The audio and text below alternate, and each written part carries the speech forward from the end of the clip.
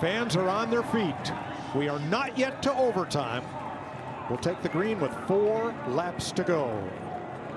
Caution to the wind, friends are out the window. Block, block, block, push, push as hard as you possibly can. Foot to the floor. Here we go.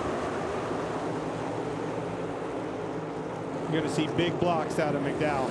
Kevin, you said it. Very aggressive. Well, not scared. They've already got themselves separated right there, and you see two-time defending Daytona 500 winner William Byron right in the middle of this, pushing Tyler Reddick out to a couple car length lead over Michael McDowell in that outside lane. And behind McDowell, Carson Hocevar in the 77.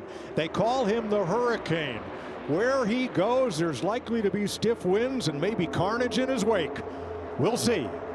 Oh, look, Reddick pulled up to try to slow that down, missed the block on the bottom. Now he's 3 wide in the middle. Well, you see, they're not going to McDowell. Here comes the help. Yeah, and Hocevar was just a little late to that move. He was actually wanting to stay behind the 45 car, and it kind of took him a minute to change lanes right there, but it's going to work out for him. Thank you, Hocevar. Bailed McDowell out right there. Now, Thursday night, Carson Hocevar helped another Chevy to victory in the 150-mile qualifying race. 2 Chevys lined up. Up top, Logano in a Ford. Drops to the bottom, squeezes into the middle, looking for room. And this all comes down to the decisions. You see Eric Jones right there stay behind Hocevar and not follow Joey Logano. And those are the types of moments that determine these races. Boy, Logano restarted 14th. Where did he come from? Eric Jones all the way to the bottom. Hocevar down to cover, back up behind McDowell. Coming to 2 to go. Whoa, hold on to it, Logano. Loose off the corner. Hocevar's swapping back and forth, looking for a hold as he shoots to the bottom. Here comes Tyler Reddick in that middle lane. And here comes the bottom lane, William Byron. With Brad Keselowski, one of the best pushers in this whole sport. Behind Byron, Chris Buescher behind him. Don't get too far out there, Michael McDowell. Here they come. Where does he go? High or low? He can't choose both. Yeah, and he just had so much momentum right there that he couldn't stick with his teammate. Now, Carson Hocevar has the lead of this race, and Michael McDowell is stuck down on that bottom lane. Eric Jones coming around the outside with help. Here they come to the white flag. This is 1 lap to go, sponsored by Credit One Bank. This is the one you want to lead. If the caution comes out, it's over. Hocevar in the wall, turned around in front of the field. Around goes Jones. Ricky Stenhouse to the front. Elliott around the outside. Still green. Reddick on the bottom. Reddick, Elliott. The help's on the outside. Here comes Chase Elliott. Can it be? Yeah, Chase Elliott. Stuck in the middle with no help.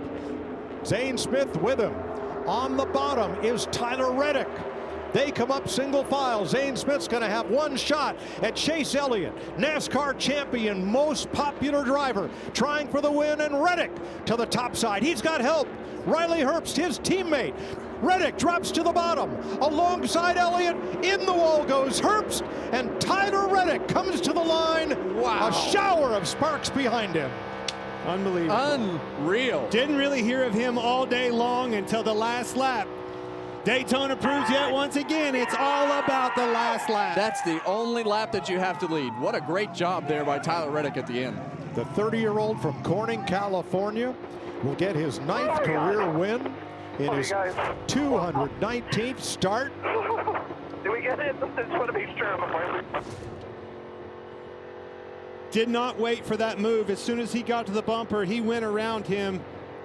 That was a great move by Reddick. Shot back to the bottom. The 9 was a sit and duck. Couldn't block both ways. And Michael Jordan goes to victory lane with Denny Hamlin, the owners of Team 2311. And look at those tears. Hey guys, did we win it? Picking one's going to be difficult. There's Reddick in second. Yeah, it all started right here when Tyler Reddick pushed Hocevar out to the lead, and then Reddick goes, or Hocevar goes to the top of the racetrack, off center again, and 47 pushing the 43 just shoves him out of the way because of the misalignment from the front of the pack. Now, I didn't know if the caution was going to come out right there or not, but Stenhouse had the lead for a second, and then we realized that it was going to stay green, and Chase Elliott looked like he had this race under control. Well, he had to help, Kevin, and then all of a sudden that help stalls out, and look at the run off the bumper of Riley Herbst, the 35 car that Reddick gets. Now you got Zane Smith pushing as hard as he can on the 9. They come attached a little bit. I think Zane Smith slowed down a little bit to try to get some more energy to pass the 9. 45 thought better of it. Shoots high, goes around him. Now we're going low. Chase Elliott was a sit and duck. He really was. Then ends up getting wrecked right here. Big shot to the outside. Boom. That's a wild one, guys. So who do you give the Pod's biggest mover to?